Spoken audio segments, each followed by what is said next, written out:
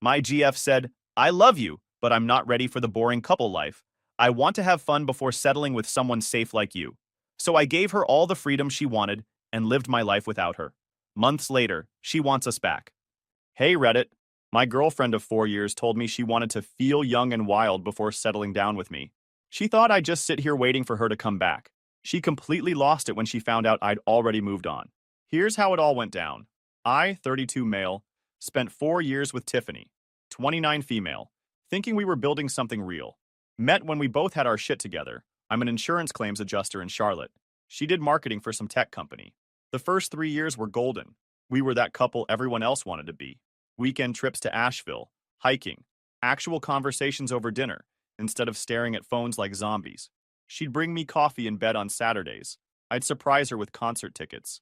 Normal couple shit that actually felt special. She was smart as hell, funny, ambitious. She'd get excited hearing about my fraud cases. Yeah, catching insurance scammers is apparently sexy when you're not dead inside yet. I'd help her with marketing campaigns, watch her crush client presentations. We felt like a team. Moved in together after 18 months. Found this sick place in Ballantyne. 2 bedrooms, decent kitchen, space for both our crap without feeling cramped. She decorated it like a magazine spread, but somehow it still felt like home. Cooking together on weeknights, Netflix binges, talking about getting a dog when we bought a house. Yeah, I was thinking marriage. Had been for over a year. Not desperate. Gotta lock this down thinking, but genuine, can't imagine life without her. Shit. She the one. All that cheesy garbage that sounds stupid until it's your reality. Then around year 3, things started getting weird. She'd scroll Instagram longer, showing me posts from her single friends hitting up clubs with this wistful tone that hadn't been there before. Started complaining about our routine. We were apparently boring now. I'd suggest alternatives like dancing lessons, rock climbing, weekend trips to new places. Nothing fixed whatever was eating at her. 2 people started poisoning the well. First was her sister Ruth. I used to think she was cool. But lately, she'd been filling Tiffany's head with toxic bullshit about experiencing everything before settling down. Real helpful advice from someone whose longest relationship lasted 6 months. Ruth would show up for weekly coffee dates armed with Tinder horror stories, telling Tiffany she was wasting her youth acting like an old married woman. Then there was Brianna, Tiffany's new 23-year-old coworker, who treated Charlotte nightlife like her personal playground. This chick posted thirst traps with captions about living your truth and not settling for less. Started dragging Tiffany to girls' nights. My voice of reason? Hunter. My best friend Hunter saw right through the bullshit from day one. We've been tight since middle school, the kind of friendship where we can roast each other mercilessly, but would throw hands for each other without question. During one of our gaming sessions, we'd been running through some new RPG while Tiffany was out on another girls' night. Hunter paused mid-boss fight. Dude, your girlfriend's having a midlife crisis at 28. That's like mathematically impressive. She's just figuring some shit out. Yeah, she's figuring out how many dicks she can sample before settling for your reliable ass. Hunter never sugarcoated anything. I'm just saying, when someone starts acting like being with you is a prison sentence, maybe it's time to start planning your escape route. The red flags were waving, but I figured it was just a phase. Everyone questions their choices sometimes, right? I thought staying consistent, being the man she fell for, would snap her out of it. I was wrong. 2 incidents should have told me everything I needed to know. But when you're 4 years deep and planning a proposal, you convince yourself rough patches are just obstacles to overcome. First, the birthday disaster. Tiffany's 28th birthday fell on a Friday. I planned what I thought was perfect. Dinner at the place we had our first date, then surprise tickets to see this indie band she'd been obsessing over. Thoughtful, personal, romantic. She was weird during dinner, checking her phone constantly, giving one-word answers. When I presented the concert tickets thinking this would save the night, she barely looked at them. Turns out she already made plans with Brianna and the girls. Didn't bother telling me. We ended up at some trendy bar in South End, where drinks cost more than most people's hourly wage. I drove home alone while she stayed out until 3 a.m. She Ubered back and passed out on the couch without saying a word. Next morning, she acted like nothing happened. Thanks for a great birthday, babe. Like the previous night's humiliation never happened. Then there was that work event. 3 weeks later was Tiffany's company holiday party. I'd gone to this thing for 3 years running, always getting introduced as her boyfriend, making the rounds together. This time was different from minute 1. Tiffany found Brianna immediately and started treating me like her Uber driver instead of her date. She'd introduce me to new people as just Ryan, with no context about who I was or why I was there. When her boss asked how long we'd been together, Tiffany laughed and said we weren't putting labels on anything right now. 4 years together, living together for 2.5 years. My name was on the lease, my toothbrush was next to hers, but we weren't putting labels on anything. Then this new guy Derek showed up, some hotshot account manager, maybe 26, with one of those man buns that screams, "I peaked in college." Guy spent the entire night complimenting Tiffany, bringing her drinks, making inside jokes about work shit I wasn't part of. And Tiffany? She loved every second of it. When I tried joining their conversation, Derek would steer it toward work topics I couldn't contribute to. When I suggested we dance, Tiffany was too busy networking. When I asked if she wanted to get some air, she told me to stop hovering. The ride home was silent until we hit our parking garage. Derek seems nice, I said, testing the waters. He is. Really adventurous, you know. Makes me feel like there's so much I haven't experienced yet. That night, lying next to someone who was mentally already gone, I should have started planning my exit.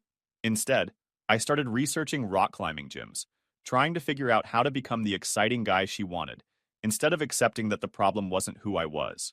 It was that she didn't want me anymore. Hunter called while I was spiraling through Google searches for fun activities for couples. Dude, why are you online at 2 a.m. looking up skydiving lessons? I'm just trying to be more spontaneous. Ryan, my man, listen carefully. If someone makes you feel like you need to become a different person to keep them interested, that person is not for you. Also, you're afraid of heights, you absolute walnut. The ring in my sock drawer felt heavier every day, but I kept telling myself this was just a rough patch. I was working overtime to save something that was already dead. The conversation that ended everything happened on a Tuesday night in March. I'd just finished reviewing a complex fraud case when Tiffany sat down with that look. You know the one. The "we need to talk" face that makes your stomach drop. The break proposal.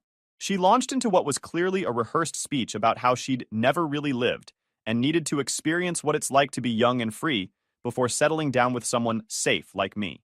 Safe. There it was. She'd been talking to Ruth and Brianna, who both thought she was wasting her prime years acting like she's already married.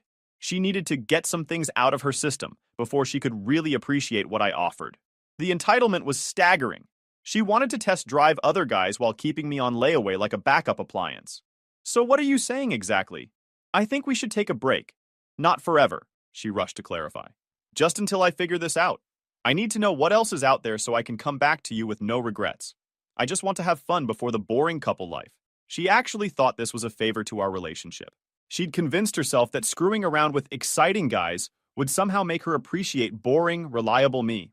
You're asking me to wait around while you test drive other men to make sure I'm really what you want.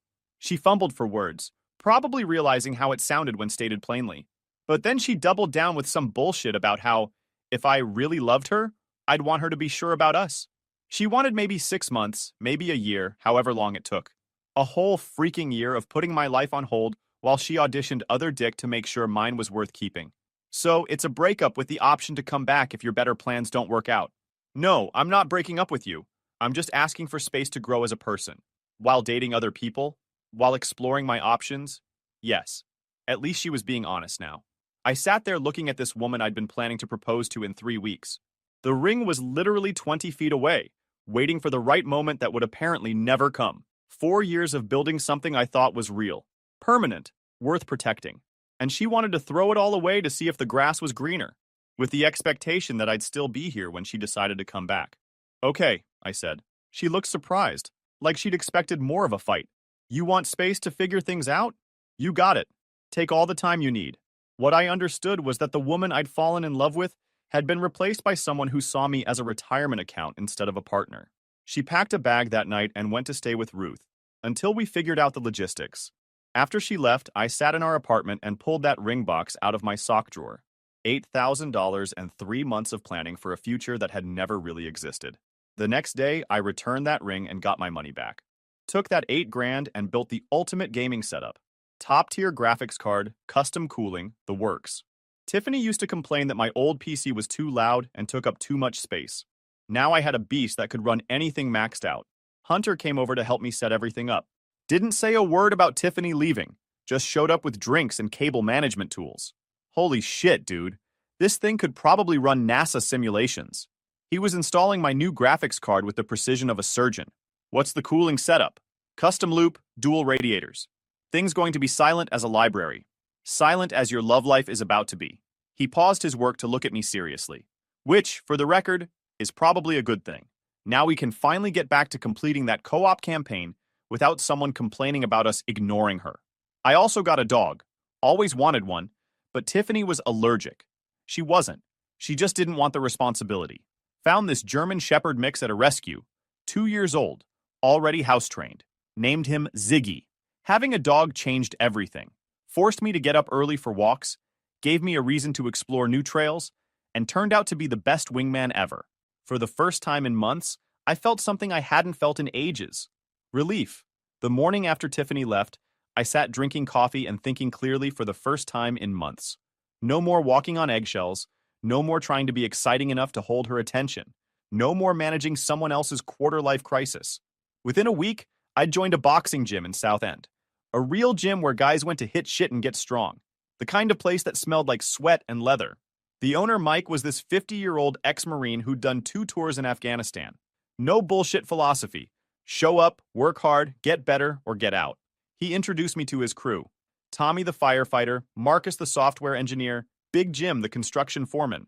These weren't guys sitting around talking about feelings. They showed up, worked hard, pushed each other to get better. I started going every day after work. The physical exhaustion was exactly what I needed. Something to focus on besides Tiffany's betrayal. I also hit the regular gym hard. Not the Planet Fitness bullshit I'd been doing for years, but serious lifting. Deadlifts, squats, bench press. Started eating right, tracking macros, treating my body like a machine that needed proper fuel. The transformation was obvious within a few months. I'd always been in decent shape, but now I was actually strong. Not because I was trying to impress anyone, but because I was finally taking care of myself instead of managing someone else's emotions.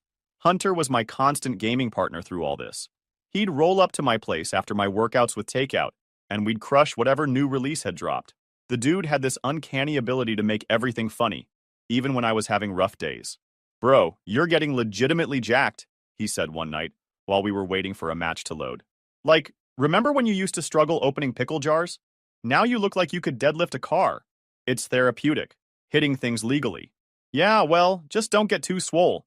Some of us still need to feel masculine around here." He paused. "Actually, never mind. Get freaking huge. I want people to see us together and think I hired security."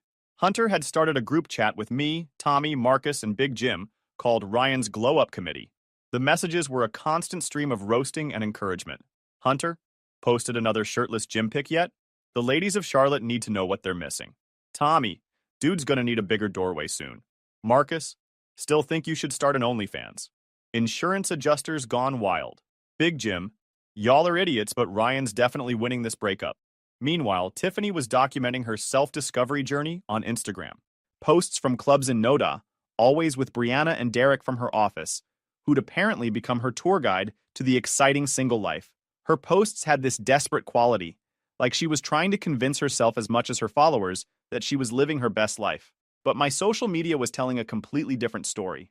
Instead of sad Ryan with takeout containers, my Instagram showed boxing training videos, gym selfies where I was clearly getting jacked, weekend hiking trips with the crew.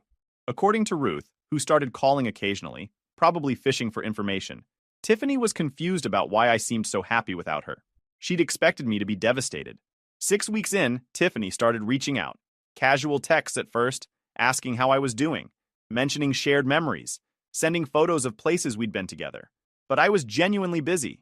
When she texted asking to grab coffee and catch up, I was getting ready for sparring. When she suggested watching our old favorite show together, I was meal prepping and planning my training schedule. When she called on a Tuesday night around 10 p.m., I was out with the boxing crew grabbing dinner after training. "You sound different," she said during one of our phone conversations. "Are you seeing someone?" "I'm just living my life, Tiffany." The simplicity of that statement seemed to completely derail her. She'd expected me to be in suspended animation, waiting for her to finish sampling the buffet and come back to her safe choice. 3 months into Tiffany's journey, the cracks were showing. Not just in her forced Instagram posts, but in the panicked calls Ruth started making. Derek lasted 3 weeks before showing his true colors. Guy was 26, lived with roommates in a shitty university area apartment, and his idea of adventure was getting high and playing Xbox until 3 a.m. on work nights. When Tiffany suggested doing something that didn't involve dive bars or his gaming setup, Derek told her she was killing the vibe. He started flirting with other women right in front of her, claiming he wasn't ready for anything exclusive, despite pursuing her hard. He ghosted her for a week, then showed up to a company happy hour with some 22-year-old intern. Tiffany had to watch him make out with his replacement, while her co-workers pretended not to notice. After Derek came Brad, the personal trainer who looked great on paper, but turned out to be a walking red flag factory. He was obsessed with his body to the point where he'd cancel dates for extra gym sessions. He'd critique Tiffany's food choices, suggest she tighten up her routine, and expected her to split everything while making twice her salary. He started openly flirting with other women at their gym. When Tiffany confronted him, he accused her of being insecure and clingy and said he needed space to focus on his fitness goals. Translation, he'd found someone hotter. Then there was Troy, the creative soul she met at some art gallery opening. He borrowed $60 on their second date to pay for drinks, then spent the night mansplaining why traditional relationships were societal constructs. Troy lasted a month before Tiffany caught him hooking up with one of her friends. Each failure hit harder because Tiffany had burned bridges to chase these losers. She'd bragged to everyone about how much better life was without boring, predictable Ryan. Now she was getting played by guys who wouldn't have lasted a week in my world. Her friend group imploded spectacularly. Brianna, the mastermind behind Tiffany's liberation, turned out to be a snake who couldn't handle her friend getting male attention. When Tiffany started dating Troy, Brianna immediately started undermining it, claiming she'd heard things about his reputation. The truth came out when Tiffany walked in on Brianna hooking up with Troy at a house party. Brianna's explanation? "You said you weren't exclusive. I was just having fun." Tiffany's social circle took sides, and most chose Brianna because she was younger, hotter, and brought more guys around. Tiffany found herself excluded from group chats, uninvited to parties, basically ostracized from the scene she'd thrown away our relationship to join. Meanwhile, my life was getting better every week. Boxing had become addictive in the best way. I'd progressed from hitting bags to actual sparring. Mike had me working on technique, footwork, combinations. The confidence boost was incredible, but the real game changer was Haley. I met her at the regular gym where I was lifting. Veterinarian, 30, recently moved from Raleigh. Smart, funny, sarcastic as hell, and genuinely hot. More importantly, she was impressed by my dedication to training. Haley had her own apartment, her own life, her own hobbies. Turned out she was a gamer too, had a killer PC setup, and could trash talk better than most guys I knew. We started working out together sometimes. Coffee after the gym turned into dinner. Dinner turned into gaming sessions at her place. It was easy in a way that felt completely foreign after 4 years of walking on eggshells. Hunter met her when she came over for one of our gaming nights. I was nervous about the introduction. Hunter's filter disappears around new people, and I didn't want him scaring off someone I actually liked. "So you're the veterinarian," Hunter said, settling into his usual spot on my couch. "Ryan told me you can actually kick his ass at Call of Duty. I'm gonna need to see evidence of this claim." "Oh, I don't just kick his ass, I completely destroy him," Haley replied, grabbing a controller. "Fair warning, though. I talk a lot of shit when I play." "I like her already," Hunter announced. 3 hours later, after Haley had thoroughly demolished both of us in every game we played, Hunter pulled me aside. "Dude, this one's actually cool. Like, genuinely cool. Not, I'm pretending to be cool to get male attention cool. Also, she's better at games than you, which is both hilarious and kind of hot." The difference was night and day. Haley appreciated that I was disciplined about training instead of seeing it as obsessive. She thought my insurance work was interesting because I had stories about catching fraudsters. She loved that I was building new skills and friendships instead of seeing it as competition. With Tiffany, I'd felt like I was constantly auditioning for the role of boyfriend. With Haley, I felt like I was just myself, and that was more than enough. Tiffany's texts were getting more frequent and transparent. The casual "how are you doing" messages turned into obvious fishing expeditions about missing our Sunday cooking sessions and our anniversary restaurant having specials that made her think of me. Then she saw the Instagram post that broke her brain. I'd posted a photo from a hiking trip with Haley and Ziggy. Nothing coupley, just the three of us at a scenic overlook. Haley looked incredible, natural beauty, genuine smile, clearly comfortable in her own skin. The complete opposite of the try-hard club photos Tiffany had been posting. Within an hour, my phone exploded with unhinged messages about who this basic girl was, how she was obviously fake and putting on an act, and how I was seriously seeing some random gym girl instead of working on us. Hunter's response when I showed him the text was immediate. Bro, we need to document all this crazy. This is restraining order level insanity. And also, it's going to be hilarious to look back on when you're married to someone who isn't completely nuts. 6 months after Tiffany left to find herself, she called with that tone that said she'd made a decision and expected the world to accommodate it. She wanted to meet for dinner to have a real conversation about us. I agreed partly out of curiosity, and partly because I genuinely moved on. When she walked into the Plaza Midwood restaurant Thursday night, the change was obvious. Same physical appearance, but her energy was completely different. The confident woman who'd left had been replaced by someone who looked tired, uncertain, maybe even desperate. We ordered and made small talk, but I could see her building up to something. Finally, she took a deep breath and launched into her rehearsed speech. Started saying how these past months had been eye-opening. She'd learned so much about herself and what really mattered. She was sorry for hurting me, but hoped I could understand she needed to explore those feelings instead of suppressing them and resenting me later. Still making it sound like cheating on me was actually a favor to our relationship. Everything she'd experienced out there just confirmed what she already knew deep down. I was her person, the one she wanted to build a life with. She was ready now to commit and talk about marriage and kids and buying a house. Like this was some kind of reward I'd been waiting my whole life to earn. She was presenting her decision to settle for me like it was a gift I should be grateful to receive. She'd gotten all that wild stuff out of her system and could now truly appreciate what I offered. She kept saying how grateful she was that I'd been patient and understood what she needed to do. You were right to wait for me, she said with a smile that probably would have worked 6 months ago. I know it was hard, but this is exactly why we're perfect together. You're stable and reliable, and now I know for sure that's what I want. We can pick up where we left off, and it'll be even better because I got all my doubts out of the way. She actually reached across and squeezed my hand like we were already back together. Like this dinner was just a formality before we resumed our regularly scheduled relationship. I'm thinking we could move somewhere bigger, she continued, apparently having planned our entire future during her Uber ride over. Maybe start looking at houses in Myers Park?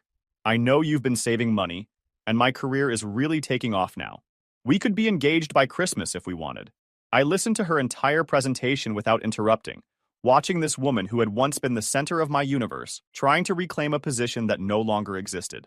When she finished, I was quiet for a long moment. I was amazed at how completely different I felt sitting across from her. Tiffany, I think there's been a misunderstanding. I wasn't waiting for you. The confusion that crossed her face was almost comical, like I'd told her the sky was green. What do you mean you weren't waiting? We agreed to take a break so I could figure things out. And now I have. This is what breaks are for, Ryan. Apparently she thought taking a break was like hitting pause on Netflix. Everything would be exactly where she left it when she decided to resume. I'm seeing someone seriously now. Haley. She's a veterinarian, and she chose me first, not after exhausting other options. The change in her face was immediate and ugly. Her whole entitled confidence crumbled into something petty and vicious. Are you freaking kidding me? Her voice got loud enough that other diners started looking over. You're seriously throwing away 4 years for some random bitch you just met? Her name is Haley, and I don't give a shit what her name is. What does she even know about you? Does she know you hate mushrooms? Does she know you get weird about horror movies? Does she even make good money? Veterinarians don't make shit, Ryan. I looked it up. You're going to struggle financially with someone like that when you could have me. She chose me, and I'm happy with her. It's over, Tiffany.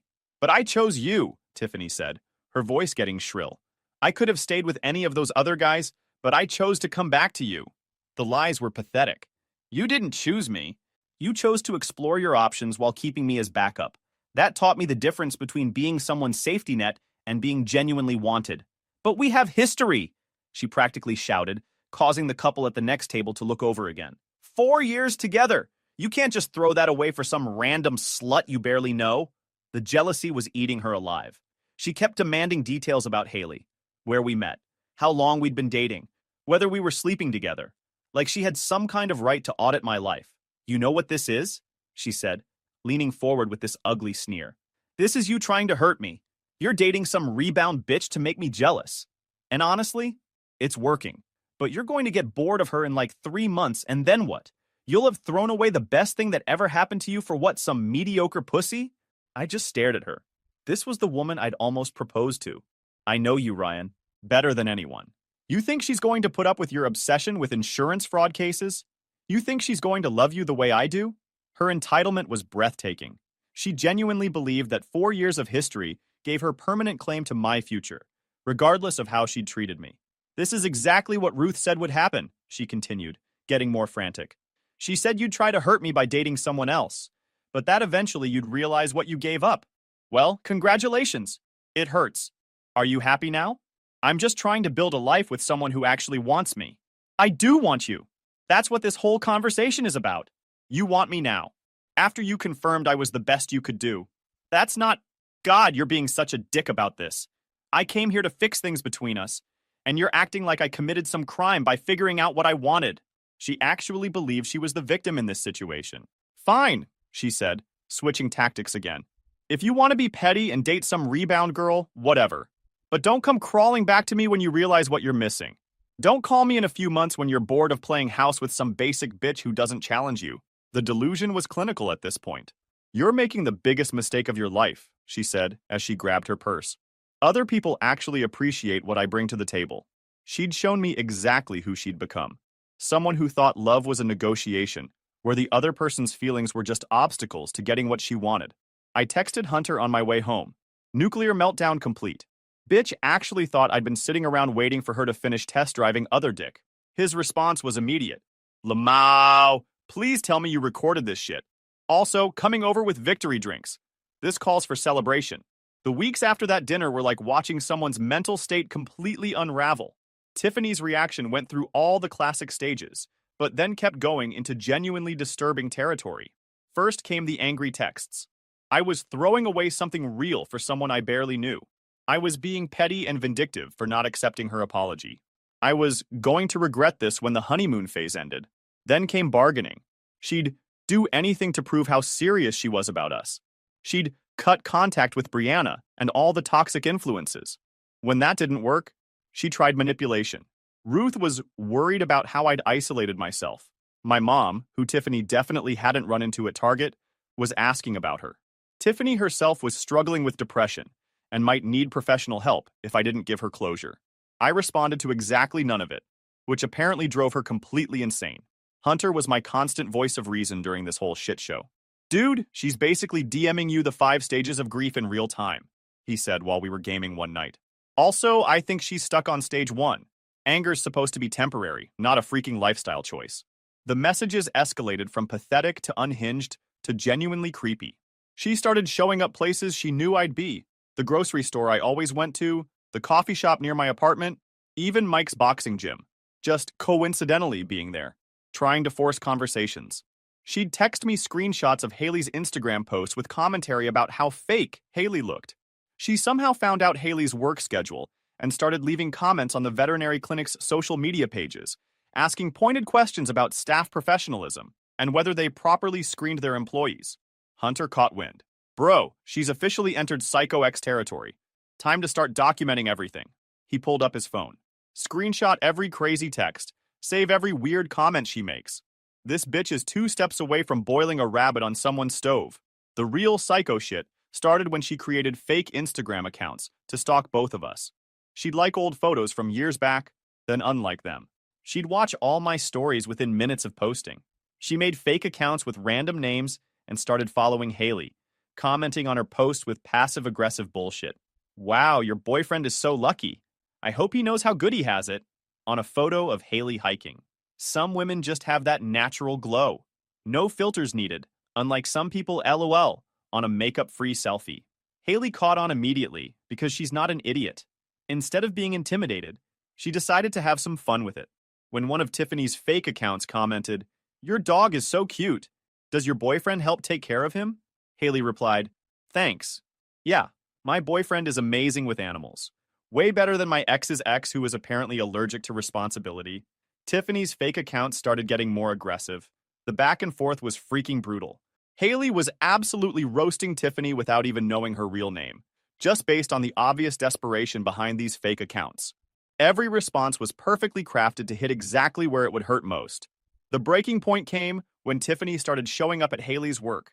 She'd bring some random dog in for consultation and try to pump the staff for information about Haley's schedule, her relationship status, whether she seemed stable or was just rebounding. Haley's coworkers told her about the weird woman asking invasive questions, and Haley immediately put two and two together. That's when she screenshotted everything and sent it to me. The fake account messages, the work stalking, the social media harassment, it was all documented. We had been collecting evidence. Your ex is completely unhinged, Haley said when she showed me everything. This isn't heartbreak, this is obsession. And honestly, it's starting to feel dangerous. She was right. When Tiffany started driving by Haley's apartment building, Haley caught her on the security cameras. We decided enough was enough. I filed for a restraining order. Hunter came with me to the courthouse for moral support, and because he wanted to see justice served in real time. This is like Christmas morning, he said, as we walked up the courthouse steps. Watching a crazy ex get legally bitch-slapped for being a stalker? Peak entertainment right here. The restraining order process was surprisingly straightforward when you have that much documented evidence. Screenshots of the fake accounts, security footage of her stalking Haley's apartment, witness statements from Haley's co-workers about the consultation visits. It painted a clear picture of escalating harassment. Tiffany showed up to the hearing looking like she'd crawled out of a dumpster. The obsession had clearly taken a toll. She tried to play victim, claiming she was just concerned about my mental health and that Haley was manipulating me against old friends. The judge wasn't buying it. The restraining order was granted for 1 year, with possible extension if needed. No contact, no social media interaction, no showing up at places she knew we'd be. Violation would result in immediate arrest. Tiffany looked like someone whose entire reality had collapsed. She'd gone from a confident woman exploring her options to restraining order recipient in less than a year. Haley and I went out for dinner to celebrate that night, because we could finally move forward without looking over our shoulders. 3 months after the restraining order, Ruth called to tell me Tiffany had moved back to her hometown in South Carolina. Apparently, the social isolation, job stress from her workplace harassment incidents, and legal costs had become too much to handle in Charlotte. She seems to be getting help, Ruth said. I think she finally realized how badly she messed up. Good for her, I said, and meant it. 6 months later, Haley and I moved in together. She brought her books and plants and coffee addiction. I brought my training gear and my understanding that love shouldn't feel like work. Hunter helped us move, naturally turning the whole process into a roast session about my organizational skills and Haley's book collection. Jesus Christ, Haley. How many books about veterinary medicine do you need? Are you planning to operate on dinosaurs? He was carrying a box labeled textbooks, heavy as hell. Says the guy who owns 17 different gaming keyboards. Haley shot back. Those are specialized tools. You just have 17 books about cow diseases. A year after that, we got engaged. The proposal wasn't some elaborate Instagram production, just the two of us after a morning hike, both sweaty and tired, and absolutely certain this was what choosing each other looked like. Hunter's reaction when I told him, "About damn time. I was starting to think you were going to propose to your protein powder instead." Tommy and the boxing crew were at the wedding. Marcus's side business had taken off, and he flew back from a client meeting just to be there. Big Jim handled all the setup because the man could build anything. Hunter was my best man, obviously. His speech was a perfect blend of roasting and genuine sentiment. I've known Ryan since we were 12, and I've watched him make exactly one good decision in his entire life, dumping the psycho and marrying the veterinarian. After the wedding, Tiffany sent me one message from an unknown number. I hope you're happy. I know I messed up, and I am really sorry. Congratulations. Tess, I never replied, but I genuinely hope she finds what she wants. Whatever second chances she gets, it won't be with me.